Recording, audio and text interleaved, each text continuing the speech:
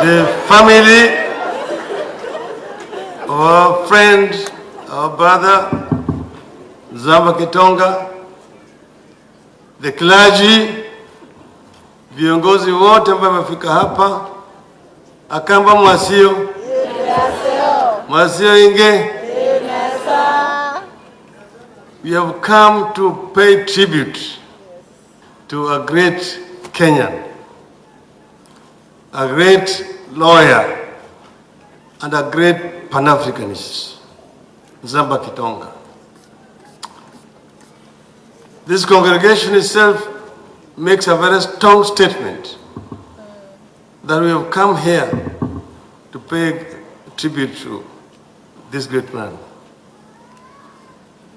Nzamba, as has been said already by those who have spoken before me, was somebody who was very humble, simple, intelligent, but also very considerate. I got to know Nzamba through our late friend, Kauma Musili, who's also a lawyer with whom we were in the trenches in those days. And from then onwards, we became very close friends. We kept on consulting over several issues. But before I continue, I am bringing condolences from one of the great sons of this county, who is also a lawyer, who was not able to come here. He has told me that his mother has roots in this family, Professor Makao Mutua, from the United States of America.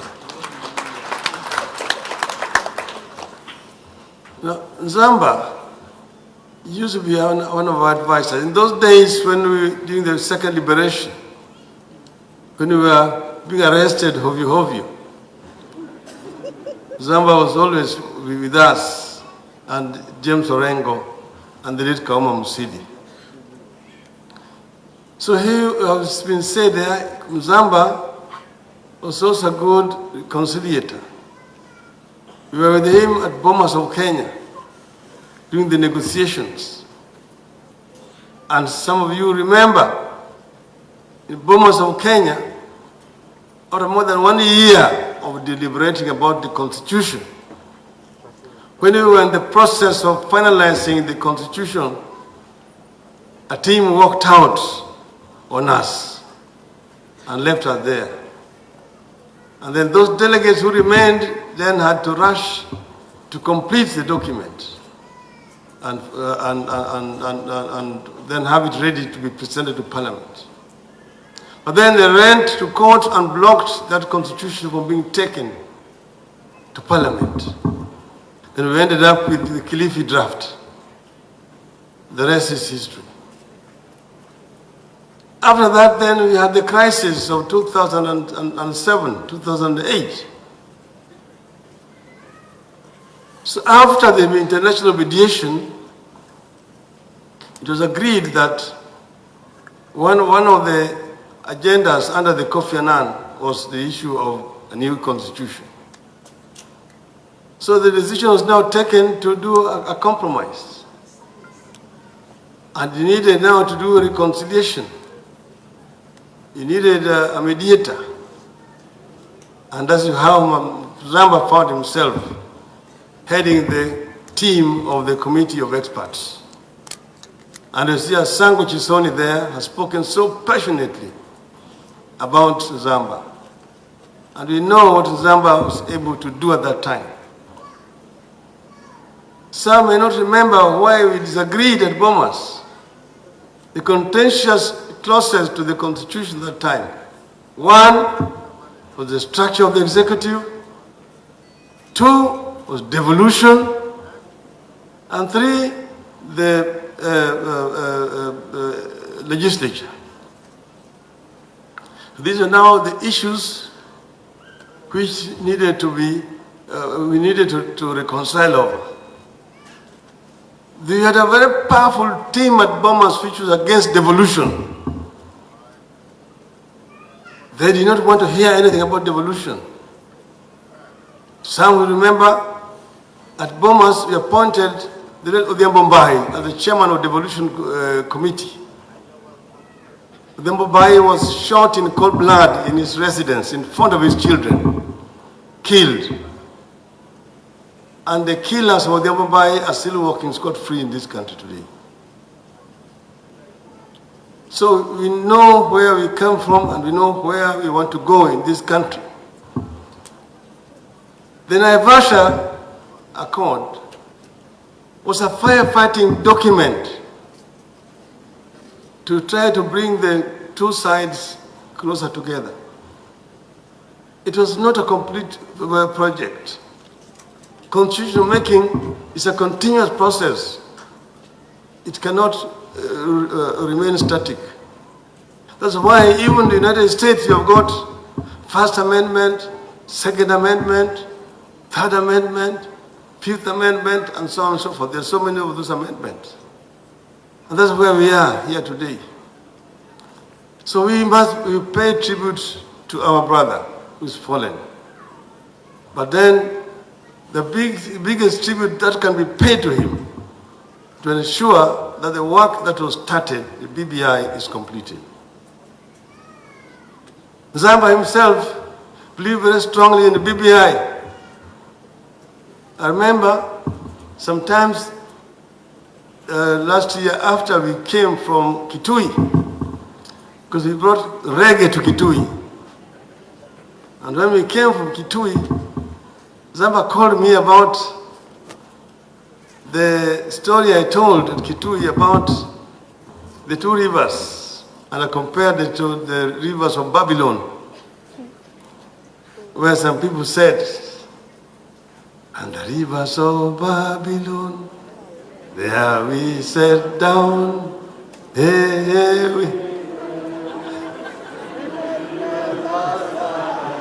So, that's how I amused Nzamba, and to talk to me about it. I said, the Cumberland is straddled by two of the biggest rivers, the Athi and Tana.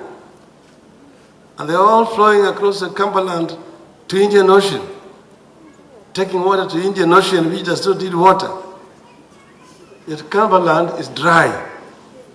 People are walking many kilometers to go and look for water.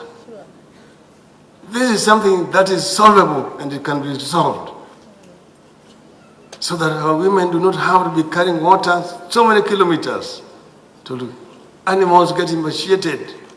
In the periods of drought, some of them die. This is an issue that can be resolved. So there are a number of issues that we want to deal with going forward. I just want to plead my brother here. We are talking about creating another county. When we were at Bomas, we had 14 regions headed by governors. At Naivasha, they brought 47 counties. You've got 47 governors, only 5 less than the United States of America. Yet we are smaller than Texas. So you see, we go to a conference, Governor Kibwana is going there to sit with the governor from Texas. South Africa, bigger than Kenya, has only got 10 provinces. In Nigeria, 200 million people, 35 states. So we need to really look at this, what we have done. Is it working for our country? Let us sit together and reason. The reason why it was done this way was because at Naivasha, was because those who do not want devolution wanted them to be so small so that they can be controlled from Nairobi. And a time is going to come, maybe not now, because opportunists are going to use that to bring this down. That's why it's not being addressed. But a time will come when Kenyans have to look each other in the eye and address this issue properly. So we, as we're going on here, many of these issues will be addressed. They are going to be addressed because we want to have harmony, we want to get everybody on board. My brother Kibwana You will remember in the last time when we were talking, trying to create consensus, there was a group which came out and said, this constitution is allowing abortion, this constitution is allowing gay marriages, this constitution is introducing Catholic court, which is against Christianity. We tried to reach consensus, we did not. Then there are those who then said, this constitution, 80% is good, 20% is bad. Let us first correct it before we pass it. Some of us said, no, let us pass it, then we'll see, as we implement it, to see which one is not working, which is working, so that we review it. And then now the time has come. But when we're saying we want to review it, you're saying you're wasting time. You're bloating the government. I don't know what. Let us talk about what mtu mdogo kwanza.